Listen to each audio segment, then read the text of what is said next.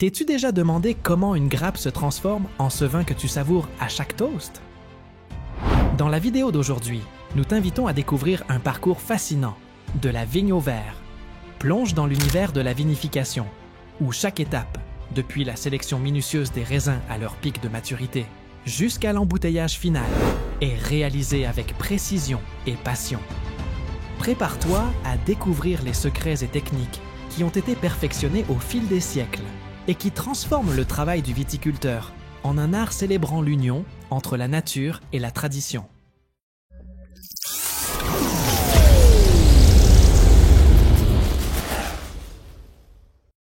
La fabrication du vin commence dans le vignoble, où la vendange marque la première étape fondamentale. À ce moment précis, les vignobles offrent des raisins à leur maturité idéale, lorsque le rapport entre sucre et acidité est équilibré pour déterminer le potentiel de fermentation et le degré alcoolique final. La récolte des raisins est effectuée avec beaucoup de soin, ne sélectionnant que les grappes présentant un état optimal. Pendant ce processus, les raisins présentant des imperfections ou qui n'ont pas atteint le niveau de maturité requis sont écartés, garantissant ainsi que seuls des fruits de la meilleure qualité seront utilisés pour obtenir un vin d'exception. Une fois les raisins récoltés à leur pointe idéale, on passe à l'étape consistant à séparer le fruit des parties indésirables.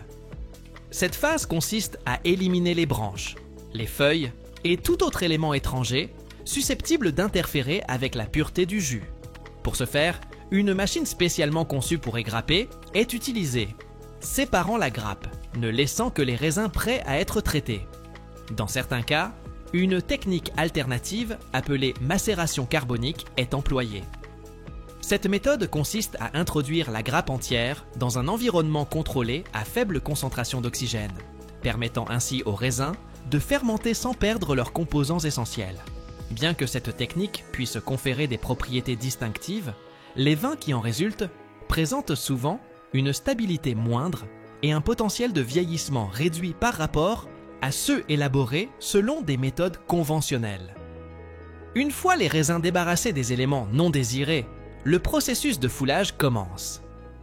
À cette étape, le fruit est soumis à une pression contrôlée à l'aide d'équipements spécialisés, brisant doucement la peau afin de libérer le jus et de le mélanger avec la pulpe, donnant naissance à un mélange homogène connu sous le nom de mousse. Il est primordial de réguler cette pression avec précision, car un foulage excessif risquerait d'écraser les pépins, lesquels libèrent des composés amers qui affecteraient négativement le goût du vin. Le foulage doit donc être réalisé avec la plus grande délicatesse, afin de préserver les composés aromatiques et d'éviter des saveurs indésirables dans le produit final. Le mou obtenu passe immédiatement à une étape cruciale, durant laquelle le contact entre le liquide et les peaux de raisin, aussi appelées coques, est intensifié. Pendant cette période, qui peut durer 1 ou 2 semaines, les caractéristiques organoleptiques du vin se consolident progressivement. La macération permet aux tanins, à la couleur et aux arômes présents dans les peaux de se transférer dans le mou. Parallèlement, on procède en continu à un remuage ou remontage du mou, favorisant l'intégration homogène des composants extraits et améliorant le déroulement de la fermentation. C'est également au cours de cette phase que se produit la fermentation alcoolique, durant laquelle les levures naturellement présentes sur la peau des raisins transforment les sucres en alcool. La température du processus est rigoureusement contrôlée, habituellement maintenue en dessous de 30 degrés Celsius, afin d'assurer une conversion douce et de préserver les propriétés désirées du vin. Au fur et à mesure de l'avancement de la fermentation, le liquide est soigneusement transféré dans de nouveaux récipients. Ce mouvement, appelé trasiego, vise à séparer le mou des sédiments accumulés et permet de poursuivre la fermentation sans interférence de particules indésirables. Lors de ce trasiego, qui peut s'étendre sur 2 ou 3 semaines, le vin se dépose et se clarifie partiellement, éliminant certaines impuretés qui se déposent au fond des cuves. Parfois, une technique dite de saignée est mise en œuvre, consistant à extraire une partie du liquide, en tirant parti des différences de densité entre le mou et les sédiments. Cette séparation sélective permet d'obtenir 2 flux distincts, l'un qui continue de se parfaire dans des conditions de fermentation contrôlée, et l'autre qui est séparé pour un traitement spécifique, influençant ainsi la complexité du résultat final. Une fois que la majeure partie des matières solides s'est déposée, l'étape du pressurage est entamée. À ce stade, la masse résiduelle de raisin et de pulpe est introduite dans des presses mécaniques qui, par une pression soigneusement contrôlée, extraient le jus résiduel, appelé vin de presse. Il est essentiel de traiter cette portion de liquide de manière distincte, car ses caractéristiques peuvent différer de celles du mout obtenu lors des étapes précédentes.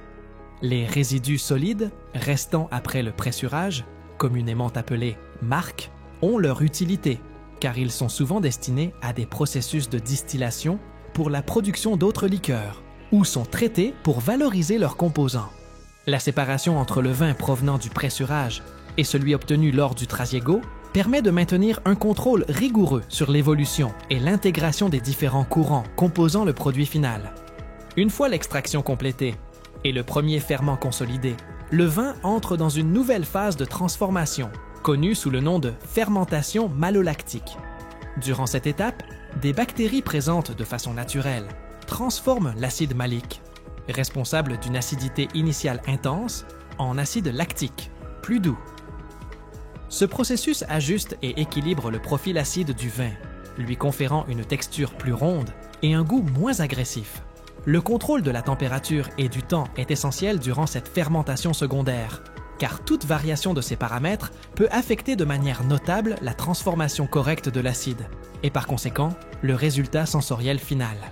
Une fois le vin stabilisé chimiquement, il passe à une phase de maturation et de développement qui s'effectue dans des contenants en bois, habituellement des fûts de chêne.